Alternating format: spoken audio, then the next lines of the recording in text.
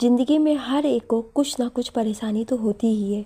पर यहाँ इस दुनिया में कुछ ऐसे भी लोग हैं जिनके साथ कमजोरी और मजबूरी दोनों एक साथ हमेशा साथ साथ चलती है। एक लड़का था, बहुत ही सीधा और खुददार। घर के लोग कम और बाहर के लोग उससे ज़्यादा खुश रहते थे। देखने में वो बड़ा ही सुंदर और हंसमुख स्वभाव का था। हमेशा वो लोगों में घिरा रहता था। सारे लोग उससे हंस हंस कर बातें करते थे, अपनी बात बताते थे, पर वो अपनी बातें किसी से भी शेयर नहीं करता था। वो अपने आप को हमेशा अकेला महसूस करता था। अकेलेपन का एहसास उसे ज़िंदगी में हमेशा होता था, क्योंकि अक्सर घर के लोग उससे ठीक से बात नहीं करते थे। उसे भी अपनी ज़िंदगी में बहुत सारी परेशानियां थी, जिससे वो हमेशा लड़ते रहता था अकेला। कहते हैं असली दुश्मन आपको मिल जाएगा, आप अपने अंदर झांक कर देखिए। उसके साथ भी ऐसा ही था। वो थोड़ा शक्की किस्म का था। कुछ भी हो, उसमें वो खामियां ढूंढकर शक जरूर करता था।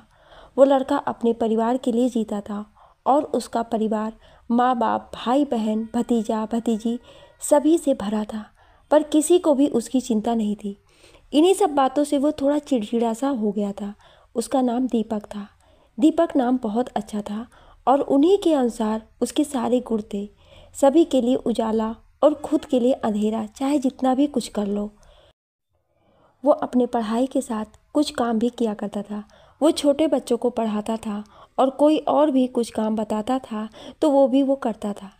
किसी से वो अपना खर्च नहीं मांगता था। उसके भाइयों की शादी हो चुकी थी, पर वो शादी नहीं किया था। वो सोचता था कि शायद वो मिल जाएगी। दीपक को सांवली की याद आने लगी। अपनी पढ़ाई के वक्त ही वो सांवली से मिला था। अपने परिवार में वो शादी में गया था और वहाँ वो अपने दोस्त की भाभी की बहन से प्यार कर बैठा। वो बहुत ही सीधी और सरल स्वभाव की दिखती थी। वो पूरे शादी में सबसे अलग लग रही थी। सिंपल सा रूप था उसका। उसने ज़्यादा मेकअप नहीं किया था, इसलिए वो दीपक को बहुत सुंदर लगी और अपना दिल दे बैठा। जो खो जाता है मिलकर ज़िंदगी में, जीता है ता उम्र वो धड़कनों में। नहीं जानता था सांवली उसको प्यार करती है या नहीं, पर वो उसे भूल नहीं पाता। वो जिस भी लड़की को देखता था उसमें वो सांवली को ही ढूंढता था, इसलिए वो शादी भी नहीं कर पा रहा था। दीपक के छोटे भाई बहनों की शादी हो चुकी थी और वो अभी तक कुंवारा था। जैसे जैसे उम्र बढ़ रही थी, दीपक वैसे वैसे सबको देखकर जब अकेला बैठता तो अपने आप से वो बहुत अकेला महसूस होता था। और वो क्या करता, किससे कहता? घर में कोई उसका अपना था ही नहीं और बाहर वाले मुंह पर भले कुछ ना बोलते, पर बाद में मजाक ही उड़ाते थे। इसलिए वो किसी से कुछ भी नहीं कहता।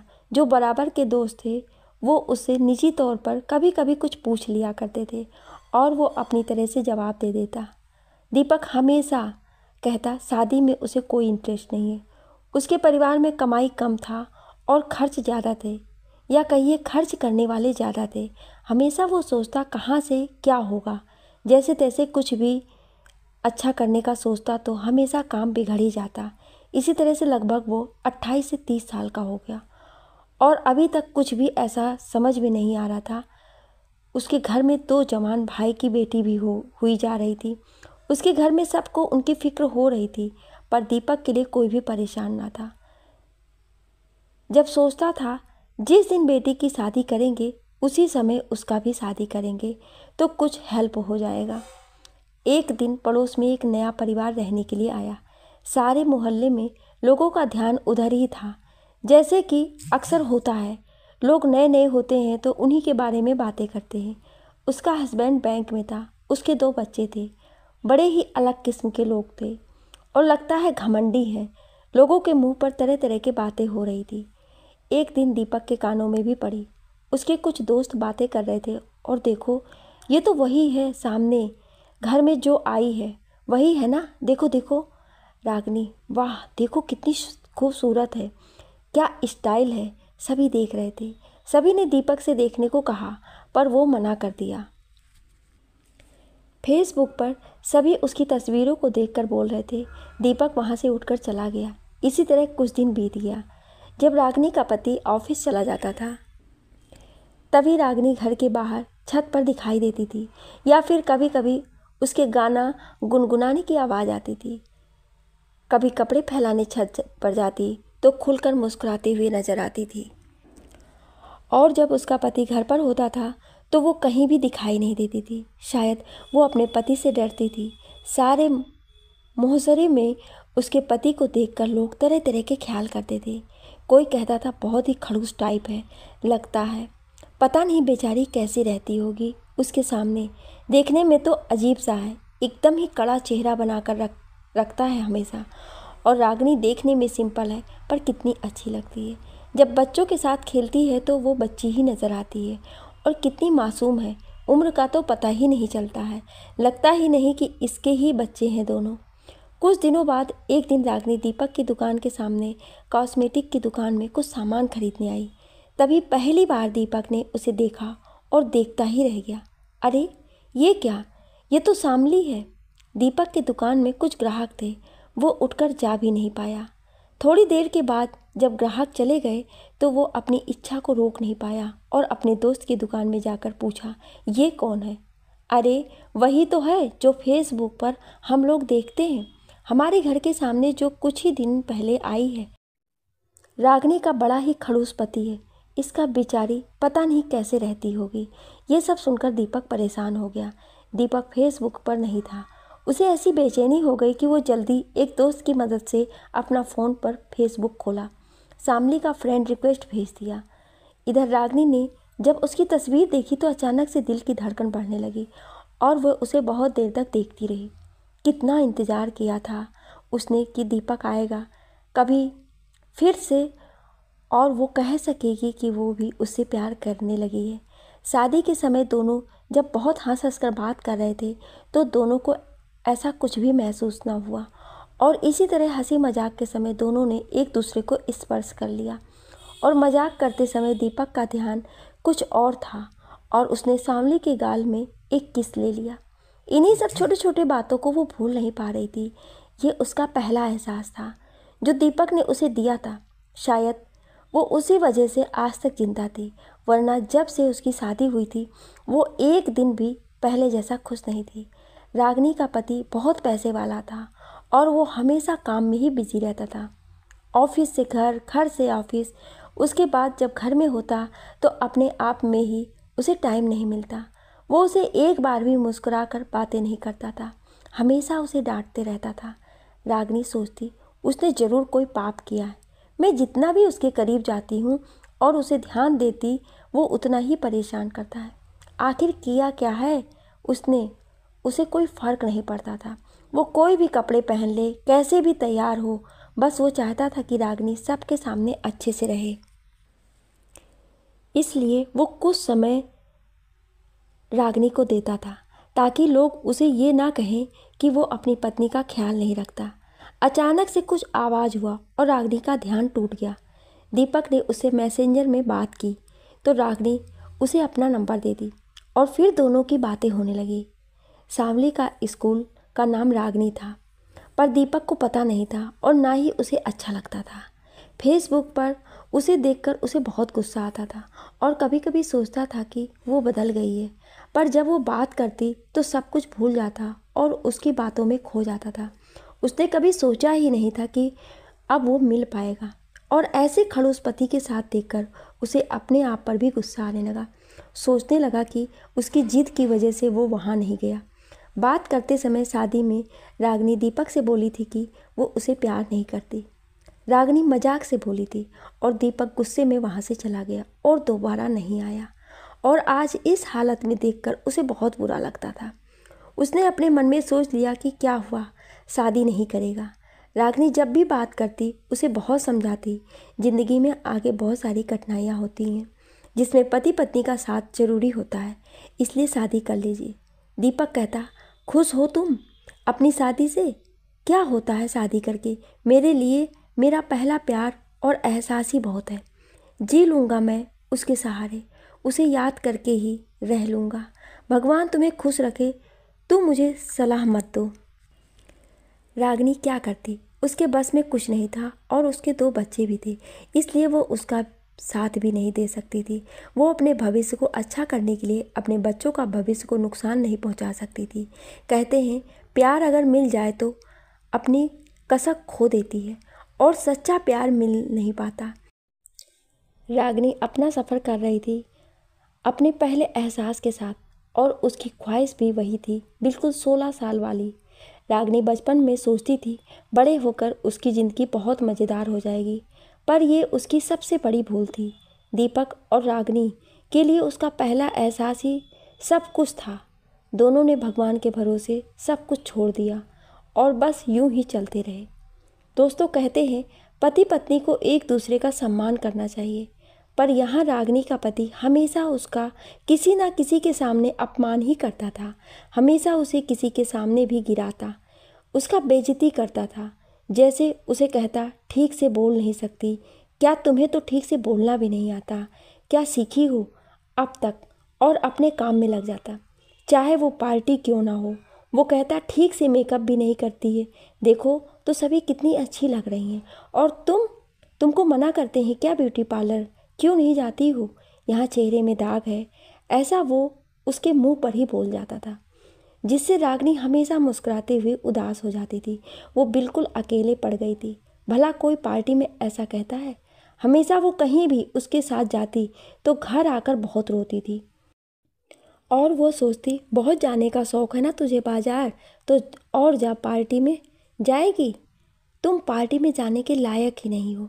वो आईने में देखकर अपने आप से बातें करती और खूब रोती थी। उसका ये दुख समझने वाला कोई भी नहीं था, और उसके पति को कुछ भी फर्क नहीं पड़ता था। जब अपना काम होता तो घर आते ही रागिनी रागिनी आवाज़ देता और ऐसे कहता, मुंह बंद रखो अपना, हमेशा बोलती रहती हो।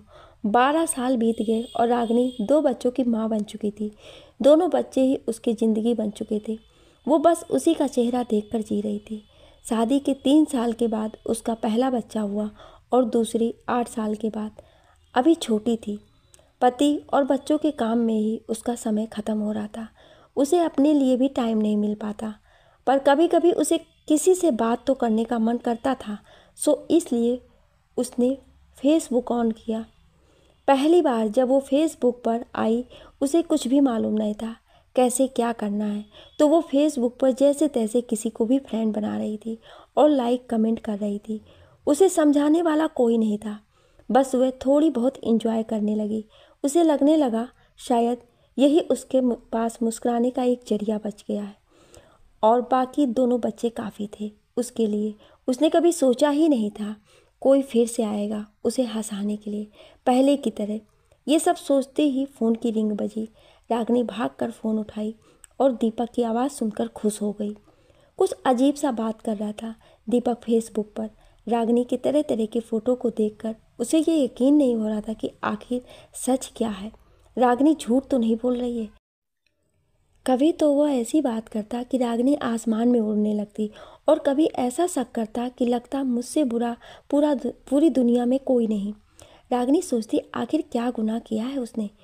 एक तरफ प्यार और दूसरी तरफ पति, दोनों के दोनों महान हैं। इंसान अगर सही हो तो गरीबी भी अच्छे से कट जाती, और अगर इंसान सही ना हो तो आप अमीरी में भी सुख की प्राप्ति नहीं कर सकते। दीपक उसका बहुत बड़ाई करता, जितना वो थी भी नहीं। जब वो बात करती थी तो वो कहता, तुमसे अच्छा पूरी दुनिया में कोई नहीं है, कितनी सुंदर हो तुम, सिर्फ मेरी सांवली हो। मैं किसी रागिनी को नहीं जानता, वो तो कोई और है, मुझे उससे क्या, कोई कुछ भी लिखे मुझे फ़र्क नहीं पड़ता। और जब भी कोई उल्टे सीधे कमेंट करता, तुरंत भी उसका गुस्सा 7वें आसमान में चला जाता। फ़ोन करके कहता, अपने आप को क्या समझती हो, बहुत बदल गई हो तुम। वो कहता है, मैंने सुना है इंसान जब खूबसूरत हो जाता है और वह भी लड़की, तो उसे घमंड हो जाता है, और अपने आप को बहुत खूबसूरत समझती हो ना, इसीलिए बहुत भाव खाने लगी हो। और फेसबुक से जुड़े कितने सारे लड़कियों की फ़ोटो निकाल कर उसे भेज देता। देखो कितना सुंदर है, पर कुछ ना कुछ तो होगा, आखिर आई किस लिए है फेसबुक पर, देखो कितना सुंदर स्टाइल है। सब एक से एक हैं। तो रागिनी कहती, तो हम क्या करें, देख लीजिए उसी को, फिर मुझे क्यों तंग करते हैं।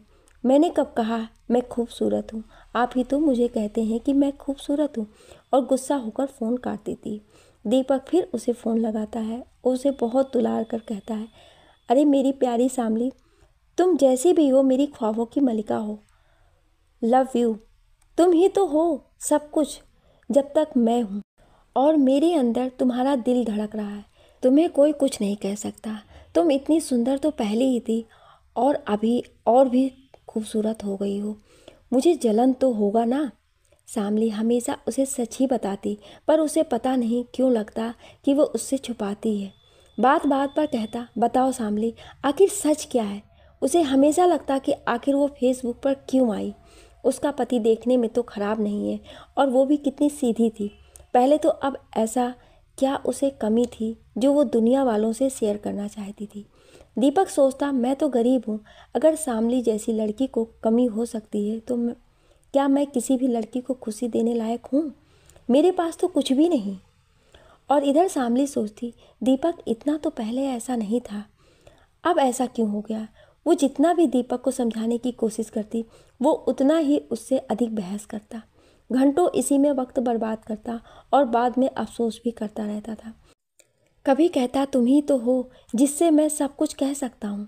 तुम कोई साधारण लड़की थोड़ी ना हो, मेरे दिल की राजकुमारी हो तुम। मेरे दिल पर किसी और का अधिकार नहीं हो सकता, सिर्फ तुम्हारा ही अधिकार है और रहेगा हमेशा। तुम मेरी पहला एहसास हो, समझी। यहाँ मैंने किसी को भी आने नहीं दिया। अभी तक यहाँ मेरी शामली का ही अधिकार है। फेसबुक वाली जैसी तो कितनी सारी लड़कियाँ आई मेरे पास, पर मैंने किसी को भी आज तक नहीं देखा। दीपक को एक बुरी आदत भी लग गई थी, वो सिगरेट पीता था, पर उसके घर में किसी को भी पता नहीं था। वो हमेशा छुपाकर पीता था। रागिनी जब भी उसकी तस्वीर को देखती तो उसकी आंखें अजीब सी दिखाई देती। एक दिन उससे रहा नहीं गया। दीपक जब उससे बात कर रहा था तो उसने ध्यान नहीं दिया, वो सिगरेट पीते समय उससे बात कर रहा था। अचानक से रागिनी ने उससे कहा, आप क्या कर रहे हैं? कुछ नहीं, तुमसे बात कर रहा हूँ। और क्या कर रहे हैं? कहा ना कुछ नहीं। आप झूठ बोल रहे हैं मुझसे, आप अपने मुंह में कुछ लिए हैं। तो दीपक बोला, क्या क्या लिया हूँ? आप सिगरेट पीते हैं? दीपक, क्या? हाँ, आप सिगरेट पीते हैं। मैं कुछ समझा नहीं। दीपक घबरा गया। वो सोचा, इतने दिनों से पी रहा हूँ पर किसी ने नहीं जाना, पर इसे कैसे पता चल गया। फिर वो उससे पूछा, तुम्हें कैसे पता? मतलब कि तुम पीते हो ना? नहीं। तो खाओ मेरी कसम। रागिनी उसके पीछे ही पड़ गई।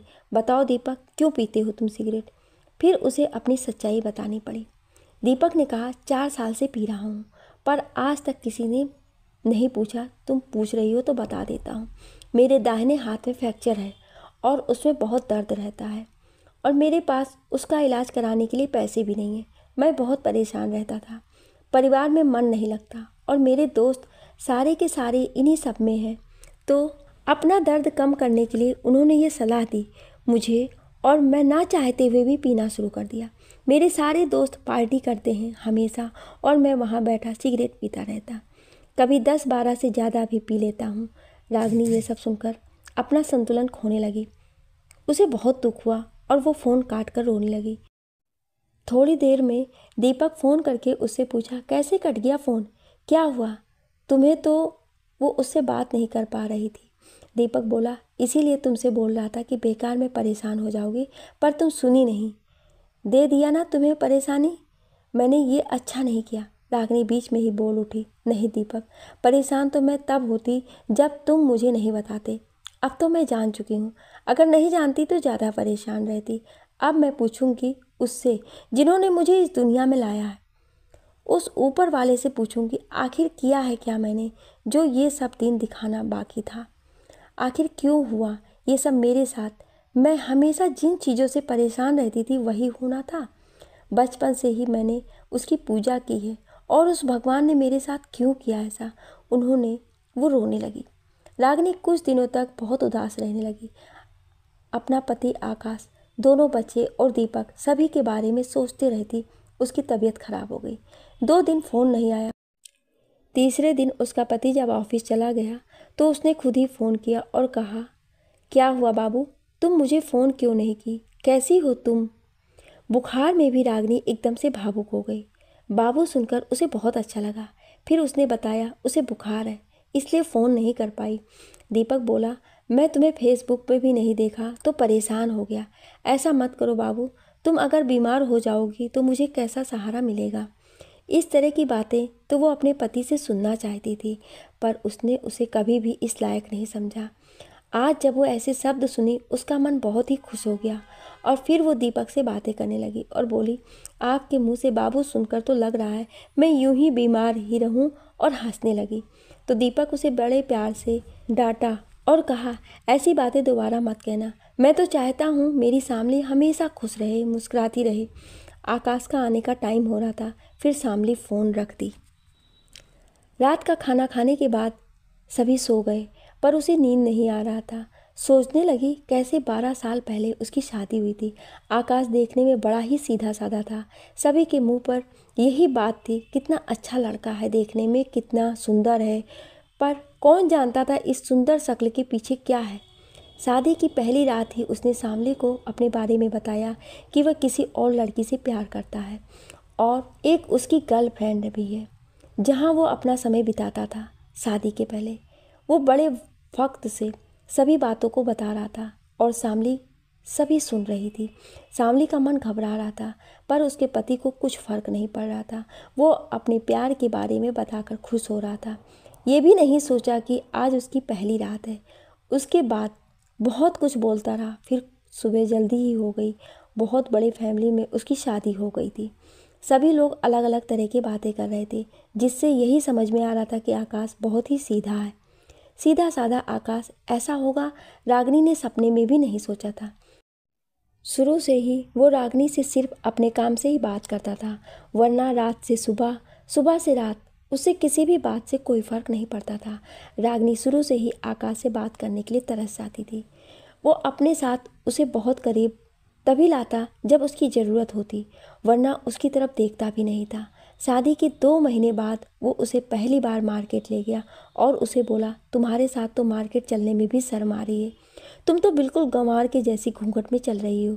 तुम्हें कुछ भी अकल नहीं है। इसमें रागिनी की क्या गलती थी। घर में सभी दिन भर छोटे होने के कारण उसे दिन भर घूंघट में रहने को कहते हैं, तो उसकी आदत हो गई थी। और पहली बार वो घर से निकली थी, तो उसे क्या मालूम यही बात वो ठीक से भी बोल सकता था। वो जब भी बात करता था अपनी गर्लफ्रेंड का नाम लेता था और लास्ट में बोलता था, चलोगी उससे मिलने, बहुत अच्छी लड़की है। एक दिन रागिनी उससे मिलने को तैयार हो गई। वहीं दूसरे मोहल्ले में आकाश की दीदी का घर भी था, तो आकाश अपनी बहन के यहाँ उसे घुमाने ले गया और उसी बहाने वो अपनी गर्लफ्रेंड से रागिनी को मिलवाने ले गया। आकाश जब भी बड़ाई करता था, रागिनी सोचती, आखिर कुछ तो बात होगा उसमें जो मुझ में नहीं है, इसलिए एक बार मिलना चाहती थी। यही सोचकर वो आकाश के साथ उसके घर मिलने गई, पर इसमें कोई बात ना था। वो भी एक साधारण लड़की थी। अब रागिनी के मन में बहुत सारे प्रश्न उथल पुथल होने लगे। उसे बहुत सारे शक भी होता था। जब किसी को आपके होने और ना होने से कोई फ़र्क ना पड़े, तो उसे बार बार ये एहसास दिलाना बेकार है कि हम तुम्हारे पास हैं। ज़िंदगी की राहों में ये कहानी सभी की है दोस्तों, कि हम सफ़र कोई और है और हम राज कोई और है। अगली सुबह रागिनी अपने पति को ऑफिस भेज दिया और बेटे को स्कूल और बच्चे को तैयार करके किचन में काम कर रही थी कि उसे दीपक की याद आई और उसने उसे कॉल किया। गुड मॉर्निंग दीपक, क्या कर रहे हैं आप? दीपक ने कहा, कुछ नहीं, बस तुम्हें याद कर रहा था और तुमने फ़ोन कर दिया। कैसी हो तुम? नाश्ता कर ली? तबीयत कैसी है तुम्हारी? ये सब सुनकर शामली ने कहा, मैं ठीक हूँ बाबा, आप कैसे हो? मैं भी ठीक हूँ। आपने नाश्ता किया? नहीं, अभी तक किसी ने पूछा नहीं। मेरे घर में किसी को मुझसे नहीं मतलब है। बस उन्हें अपना काम हो जाना चाहिए टाइम से, उन्हें पैसे मिल जाना चाहिए। बाकी मैं कैसा हूँ, खाना खाया या नहीं, नाश्ता किया या नहीं, किसी को मुझसे मतलब नहीं है। तुम बताओ, तुम कैसी हो? ये सब सुनकर शामली की आंखें भर आई। फिर भी उसने बातें बदल कर कहा, आपको याद है दीपक, हम लोग कैसे शादी में एंजॉय किए थे और कैसे आपने मुझे, आप बहुत ही शरारती थे। उस वक्त ये सब कैसे हुआ? दीपक, क्या आपको कोई लड़की पसंद नहीं आई? दीपक ने बताया, तुमने मना कर दिया तो मुझे बहुत बुरा लगा और मैंने उसी दिन सोचा कि मैं किसी और से प्यार नहीं करूँगा।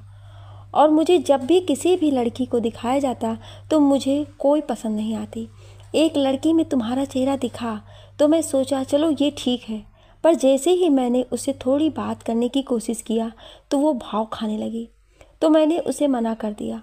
और एक लड़की और मिली, मेरे चचेरे भाई की साली, तो वो मुझे देखकर बोली, मुझसे शादी करना चाहती है। मैंने मना किया तो वो मुझसे उदास हो गई। मैंने जब उससे गौर किया तो वो तुम्हारी जैसी लग रही थी, पर तुम्हारी जैसी थी नहीं। मैंने उस वक्त उसे खुश करने के लिए कहा, ठीक है, पर अपने पापा से बात कर लो। तो वो मुझसे बोली कि आप अपनी कमाई थोड़ा ज़्यादा बता देना, मैं अपने पापा से झूठ बोल दूँगी, बाद में सब ठीक हो जाएगा। ये सुनकर मुझे बहुत बुरा लगा, तो मैंने कहा मैं उससे शादी नहीं कर सकता। वो थोड़ा गुस्सा हो गई और मुझे बुरा बुरा बोलने लगी। कहने लगी, मैंने तो तुम पर तरस खाकर शादी के लिए बोला था, तुमसे बहुत अच्छा लड़का मिल जाएगा मुझे। वह तो तुम मुझे देखने में बहुत अलग लग रहे थे, इसलिए मैंने कहा माफ़ कर देना, मैं अपने पापा की पसंद के लड़के से शादी करूँगी, तुम्हारी तरफ देखूँगी भी नहीं। और इसी तरह से जब भी किसी की बात होती, किसी ना किसी वजह से समाप्त हो जाती और मैं तुम्हें भूल नहीं पाया। दोनों बातें करते करते एक दूसरे में खो गए। तभी दीपक ने कहा, और तुम बताओ, तुम्हें मेरी याद कभी नहीं आई? शामली ने कहा, मैं तो आपको कभी भूल ही नहीं पाई, और भगवान ने मेरे साथ जैसा किया कैसे भूल पाती आपको। आपका वो प्यारा सा एहसास ही तो मुझे ज़िंदा रखा है, वरना मेरी ज़िंदगी में मेरे ये दोनों बच्चे ही हैं। मैंने तो आपसे मजाक में कहा कि मैं आपसे प्यार नहीं करती, पर मैं उस दिन के बाद केवल आपके ही सपनों में खोई रहती थी। जब आप वहाँ से चले गए तो मुझे हर तरफ आप ही दिखाई देते थे, और आपसे किए गए बात और शैतानियाँ हर तरफ नज़र आती। मैंने सोचा कि आप आएंगे तो मैं आपसे बोलूँगी, मुझसे गलती हो गई, मुझे माफ़ कर दीजिए, पर आपने मुझे कभी मौका ही नहीं दिया। मैंने आपका बहुत इंतज़ार किया, पर किसे कहते, मुझे आपके बारे में कुछ मालूम नहीं था। मैंने कई बार सोचा कि मैं शादी नहीं करूँगी, पर लड़की होने के कारण मैं अपने माँ पापा को मना नहीं कर पाई, और 2 साल के बाद मेरी शादी हो गई। आपको मना करने की सज़ा मुझे मेरे पति ने पहली ही रात को दे दी। उन्होंने किसी और से प्यार करने का बताकर, और वह फूट फूट कर रोने लगी। दीपक परेशान हो गया और कहा, तुम्हारे साथ क्या हुआ बाबू, मुझे कुछ बताओ ना, मैं भी सुनना चाहता हूँ। तुम्हारे बहुत सारे तस्वीरों को गौर से देखा है, मैंने कहीं भी तू खुश नहीं दिखाई देती। वो कैसा बेरहम इंसान है जो तुम्हें प्यार नहीं करता। तुम्हें देख कर तो लगता ही नहीं 14 बरस बीत गए, अभी तक तुम वैसी ही दिखाई देती हो। शामली ने कहा, शादी के बाद जब आकाश ने मुझे सब कुछ बताया तो मैंने उनसे कहा कि शादी क्यों नहीं की, तो उन्होंने पिताजी का डर बताया। तो इसमें मेरी क्या गलती है, मुझे शादी नहीं करनी चाहिए थी। उनकी तबीयत बहुत ख़राब रहती थी, मैंने उनकी बहुत देखभाल की, पर उन्हें मुझसे कभी वैसा प्यार नहीं हुआ जो मैं चाहती थी। 3 साल तक मैं बहुत अकेली पड़ गई थी। मैंने बहुत जिद से अपना एक बेटा लाया। आकाश को उसमें कोई इंटरेस्ट नहीं था, वो बस सामान लाकर दे देता, बाकी वैसा कुछ भी नहीं था। मेरे ससुराल में परिवार तो बहुत बड़ा है, पर किसी को कुछ मतलब नहीं, इसलिए मैं किसी को कुछ कर भी नहीं पाती। कोई भी शादी पार्टी उनके साथ आज तक कहीं भी कुछ समझ में नहीं आता। दीपक, मैं आपसे कुछ भी नहीं छुपा रही हूँ। आपको 12 साल की बातें थोड़ी ही देर में कैसे कह दूँ, बोलिए। पर मैंने उसे प्यार करने की सारी कोशिशें की। अचानक से रागिनी बोली, दीपक, तुम मुझसे प्यार करते हो ना, क्या तुम ये सिगरेट छोड़ नहीं सकते? देखो मैं आ गई हूँ ना, तुम्हारी शामली। तुम जब चाहो मुझे अपने मन की बात बता सकते हो, मैं भी मन से तुम्हारी ही हूँ। दीपक, मैंने तुम्हारे जाने के बाद तुम्हें बहुत याद किया। मैंने बहुत सारे सपने देखे, माँ, पिताजी और तुम्हारे भाई बहन सभी शामिल होते थे, उसमें मैं सच बोल रही हूँ। दीपक, मेरा यकीन करो, मैं भी तुमसे प्यार करती थी, और मैंने मजाक से कहा था। सब इन 14 सालों में मैंने कभी भी तुमसे अपने आप को अलग नहीं पाया। मैं वो पहला एहसास अभी भी नहीं भूल पाती जब तुमने मेरे अंदर प्यार जगाया, जब हम अचानक से तुमसे टकरा गए थे और तुमने मुझे पकड़ लिया। और उस दिन जब मैं बालकनी से देख रही थी तो तुम मुझे प्यार से देख रहे थे, और अचानक से गायब होकर मेरे पास आकर पीछे से पकड़ लिया और मुझे किस किया था। अचानक से मैं घबरा गई थी।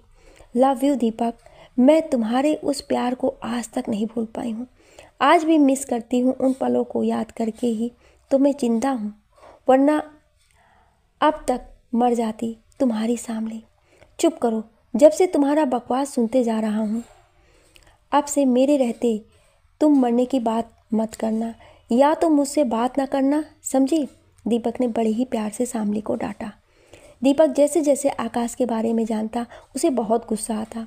वो पहले ही दिन से उसे भाई बना लिया था और जैसे जैसे वो जानता गया उसका गुस्सा बढ़ता जाता था। दीपक सोचता था कि पैसे की प्रॉब्लम ही बहुत बड़ी होती है, पर यहाँ तो पैसा होकर भी परेशानी था। कहते हैं जब एक मर्द की जेब में पैसा है तभी उसे अच्छा लगता है, और एक औरत के लिए उसका पति जब उसकी बड़ाई करे तो वो खुश रह सकती है। ये एक बहुत बड़ी सच्चाई है और दोनों के दोनों में यही प्रॉब्लम थी। शादी के पहले हंसने खेलने वाली शामली आज उदास रहती थी और दीपक भी समय के साथ मुरझा गया था। उसके होठों पर हंसी के बजाय सिगरेट के लस लेने के वजह से काले पड़ गए थे। शामली के बार बार मना करने की वजह से वो धीरे धीरे कम करने की कोशिश करने लगा। इसी तरह शामली भी उसके साथ बातें करते करते हंसने मुस्कुराने लगती और खुश रहने लगी। अब उसे जब भी अच्छा लगता गाना भी पहले की तरह गाने लगी और सजने संवरने भी लगी। जब भी उसका मन करता तरह तरह की अपनी तस्वीरें मोबाइल से खींचती और दीपक को व्हाट्सएप कर देती। दीपक भी उसकी तस्वीरें देखकर अपना सारा गम भूल जाता। दीपक और शामली दोनों एक दूसरे से सिर्फ बातचीत करके ही अपने दायरे में रहकर एक दूसरे के बारे में सोचते हैं। एक दिन दीपक अपने दोस्तों के साथ बैठा था, तब उनके दोस्त बोल रहे थे, ये रागनी तो देखने में सीधी लगती है, लेकिन इसके कितने सारे फ्रेंड हैं, कहीं ना कहीं तो सेटल जरूर होगी। आजकल की लड़कियां दिखती कुछ और है, होती कुछ और है। सामने से देखने में तो सीधी लगती हैं और फेसबुक पर अपना स्टाइल दिखाती हैं। दीपक से यह सब सुना नहीं गया और वो अपने दोस्तों से झगड़ा करने लगा।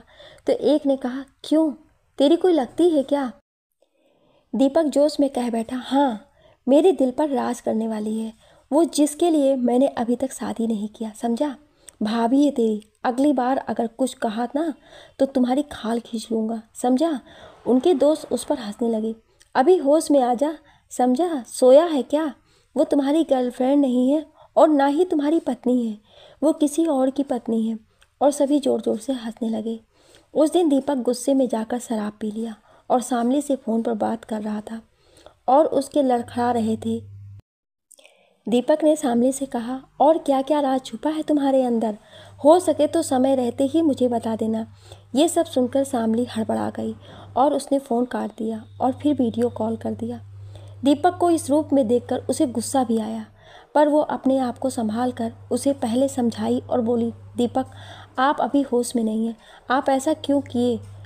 मैं नहीं जानती, आप मेरी आंखों में देखिए और बोलिए, क्या मैं कुछ भी गलत कर सकती हूँ? दीपक नशे में था, वो कुछ सोचने समझने की हालत में नहीं था। सामने से माफ़ी मांग रहा था कि वो आगे से ऐसा नहीं करेगा। श्यामली उसे समझा कर घर जाने को कहती है और वो घर चला जाता है। उसके बाद वो सोचने लगती है, ठीक ही तो कहता है दीपक, आखिर मुझे क्यों आना पड़ा फेसबुक पर? और वो अपने ख्यालों में खो जाती है। अपने ऊपर लगातार वर्षों से आकाश का यही सब बर्ताव देखकर स्वयं भी परेशान हो गई थी, इसलिए वो देखना चाहती थी बाकी सब लोगों में और उसमें आखिर क्या अंतर है। और भी बहुत सारे सवाल थे उसके मन में जो उसका पीछा नहीं छोड़ती। फेसबुक पर बहुत सारे कमेंट को देखकर भी आकाश को कभी कुछ नहीं होता। वो कहता, आखिर तुम में ऐसा क्या है? बस यूं ही लिख देता है। बेचारा वो समझ नहीं पा रही थी कि सच में लोग उसे मैसेंजर में हाय हेलो क्यों करते हैं। जब ऐसे लोगों को अपनी वाइफ दिखाई नहीं देती तो उन्हें किसी और लड़की से प्यार कैसे हो सकता है? ये सब कुछ और ही दर्शा रहा था। वो अपने पति के बारे में भी सोचने लगती। ऐसा इंसान तो सिर्फ शारीरिक सुख के लिए ही जीवन साथी बनाता है, वरना उसे किसी भी से प्यार नहीं हो सकता। अगर वह किसी भी लड़की से प्यार करता तो मेरा इतना ख्याल रखने के बाद क्या मैं इतनी बुरी हूँ कि वो मुझसे प्यार नहीं कर सकता? फेसबुक पर आने के बाद रागनी का विचार कुछ बदलने लगा और उसके ख्याल कुछ अलग सोचने लगे। वो सोचने लगी, आखिर बाहर के लोग किसी और लड़कियों को कमेंट क्यों करते हैं और लड़कियां भी उन्हें थैंक यू और वेलकम कहने से पीछे नहीं हटती हैं। तो क्या इसमें सिर्फ लड़के ही बुरे होते हैं? नहीं, इसमें हमारी फैमिली की भी गलतियां होती हैं, जो अपने परिवार की ठीक से देखभाल नहीं कर पाते। जब आकाश के पिता ने उसकी शादी रागनी से कर दी तो उसमें उसका क्या गलती था जो आकाश उसे प्यार नहीं करता था? अगर ऐसा था तो उसे शादी नहीं करना चाहिए था, और शादी कर लिया तो उसे अपनी पत्नी का ख्याल ज़रूर रखना चाहिए था। दोस्तों, अगर इन सब छोटी छोटी बातों का ध्यान अगर हर पति पत्नी रखे तो किसी की भी पत्नी प्यार पाने के लिए अपना पहला एहसास को भी भूल सकती है। अगली सुबह रागिनी बहुत परेशान थी। वो सोच रही थी ये सब कैसे ठीक होगा। वह दीपक के बारे में परेशान हो रही थी, पता नहीं कैसा है। मन में सोच रही थी कि मैं अब दीपक की शादी करा कर रहूँगी। ज़रूरी नहीं कि शादी के बाद उसके जीवन में खुशी नहीं आएगी। सब लोग एक से नहीं होते हैं। सब ठीक हो जाएगा। और दीपक से बात करने का टाइम हो रहा था और वह उसके फ़ोन का इंतज़ार करने लगी। अनुभव कहता है चुप रहना ही अच्छा होता है। मुश्किल रास्तों से वो घबराए। मुश्किल राहों अक्सर खूबसूरत मंजिल तक ले जाता है। दीपक और शामली बहुत दिनों तक एक दूसरे से बातें करते और अपना सुख दुख बांटते रहते थे। दीपक के घर में गरीबी होने के कारण पैसों की हमेशा तंगी रहती थी। उसके बावजूद उसके घर में लोग जैसे तैसे एंजॉय करके मुसीबत बढ़ाते रहते थे। वो हमेशा परेशान हो जाता था और जाने अनजाने जब भी शामली उससे बात करती तो आसानी से गुस्सा हो जाता। एक बार शामली उसकी माँ से बात की फ़ोन पर। वो जानना चाहती थी कि आखिर सही ढंग से बात क्या है, और सब कुछ पता लगाने के बाद शामली सब समझ गई। पहले उसने दीपक को शांत और खुश रखने की कोशिश किया और उसकी सिगरेट भी कम करवाई। धीरे धीरे दीपक को लगने लगा कि उसका भी इस दुनिया में कोई है जो उसके बारे में सोचता है, और उसे ये भरोसा मिलने पर वो अपनी शादी के लिए तैयार हो गया और बोला कि जैसे इतना साल गुजर गया है, मुझे कुछ टाइम और दो, मुझे समझो, मैं तुम्हारी बात ज़रूर मानूंगा। वो गुस्से में आकर कभी कभी श्यामली से दूर भागता और अपने मोबाइल को स्विच ऑफ कर देता। पर श्यामली जब सब समझ जाती है और उसे टालकर प्यार से बात करती है, उसे मना लेती है, फिर सब ठीक हो जाता है। श्यामली के दोनों बच्चे भी बड़े हो रहे थे, पर आकाश वैसा ही था। श्यामली अपने दोनों बच्चों के लिए परेशान रहने लगी, उसकी पढ़ाई के बारे में सोचने लगी और उसका भी ध्यान देने लगी। इस दौरान वो अपने आप को कम ही ध्यान दे पाती थी। धीरे धीरे 2-3 साल बीत गए। श्यामली का बीच बीच में तबीयत हमेशा ख़राब होते ही रहता था। आगे चलकर उसे सांस की प्रॉब्लम हो गई। दवाई के बगैर एक दिन भी रह नहीं पाती थी। फिर भी आकाश को कोई फ़र्क नहीं पड़ा, बस दवाई टाइम से ला देता था श्यामली के कहने पर। दीपक को ये नहीं पता था। धीरे धीरे दीपक का दुकान भी बहुत अच्छा चलने लगा और वो खुश रहने लगा। अब उसे भी सपने देखने में मन लगने लगा और वो श्यामली से बात करने के बाद में अकेला महसूस करता और निजी कामों में भी उसे परेशानियां बढ़ने लगी। उम्र भी हो रहा था। इन सबको देखकर जब एक लड़की का रिश्ता आया तो देखने के लिए तैयार हो गया। लड़की बहुत सिंपल ही थी तो वो मना नहीं कर पाया और श्यामली को उसकी फ़ोटो दिखा दिया। उसके घर में भी सभी चाहते थे उसका शादी हो, तो आखिर वो तैयार हो गया। कई बार श्यामली से उसके बारे में पूछा तो तुम कुछ उदास क्यों रहने लगी हो, तो वो अपने बच्चों के बारे में बता कर बात को टाल दी। दीपक की शादी का दिन करीब आ गया। वो चाहता श्यामली भी उसके शादी में आ जाए, पर यह संभव नहीं था। वो आकाश से कैसे बताती, ये बोलकर बात को टाल दी।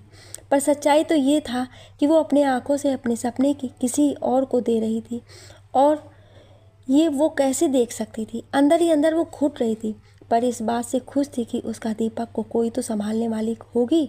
कविता नाम था उसका, और शादी के पहले ही दिन वो किसी लड़की के जीवन में दुख नहीं देना चाहती थी। ये सब सोचकर मना कर दिया और बोली, दीपक घबराते क्यों हो, मैं हूँ ना तुम्हारे साथ, तुम्हारे दिल में।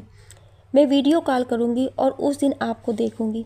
आखिर मेरा दीपक दूल्हा बनने वाला है और ये इसके लिए बहुत बड़ी बात है। सोच रही थी और उसकी आंखों से झरने बह रहे थे, पर वो खुशी के थे।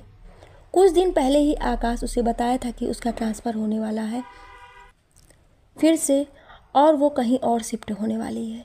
इसलिए भी रागिनी चाहती थी कि कुछ दिन में दीपक को शादी हो जाए ताकि वो आराम से कहीं और रह सकती थी, अपने पहले एहसास के साथ जिसने उसका साथ अभी तक दिया था, जो हर मुसीबत में उसके साथ उसके ख्वाबों में आकर कहता था, मैं तुम्हारे साथ हूँ हमेशा। सच्चा प्यार हमेशा एक दूसरे की खुशी चाहता है और उसका साथ हमेशा देता है। रागिनी का उम्र भी 35 से ज़्यादा हो रहा था। वो भी अपनी शादी का अच्छे समय गंवा चुकी थी। अब वो भगवान के भरोसे सब छोड़कर बस अपना जीवन व्यतीत करने लगी, और समय देखकर वो दीपक को बता दी कि उसे छोड़कर अब वो दूसरे शहर जाने वाली है। दीपक थोड़ा उदास हो गया, पर कुछ कर नहीं सका। मुझे पता ही नहीं चला श्यामली कब 4 साल बीत गए। मैं तुम्हारे बिना कैसे रहूँगा। श्यामली हंसकर बोली, बुद्धू, तुम्हारी वाइफ के रूप में मैं ही तो हूँ। तुम जितना उसे चाहोगे मुझे खुशी मिलेगी। तुम खुश होगे तो मैं भी अपने आप ही खुश रहूँगी। कहते हैं प्यार में ये बात बहुत महत्व रखता है, जिसे चाहो उससे कुछ मत चाहो। देखते ही देखते हुए समय भी आ गया। आकाश का ट्रांसफ़र हो रहा था। आकाश और रागनी और दोनों बच्चे कहीं और जा रहे थे। रागनी ने दीपक को फ़ोन करके उसे लास्ट बार देखने की ख्वाहिश की और कहा, मैं जा रही हूँ, मुझे विदा करने नहीं आओगे ना? दीपक, बस एक बार में तुम्हें दूर से ही सही देखना चाहती हूँ। क्या तुम मुझसे मिलने स्टेशन आ रहे हो? बोलो। दीपक ने भी भरा हुआ स्वर में जवाब दिया, इतनी जल्दी? हाँ ज़रूर आऊँगा, और फ़ोन काट दिया। दूसरे दिन श्यामली अपने दीपक को छोड़कर उससे दूर जा रही थी और दीपक उससे मिलने के बाद जब घर आया तो बहुत उदास था।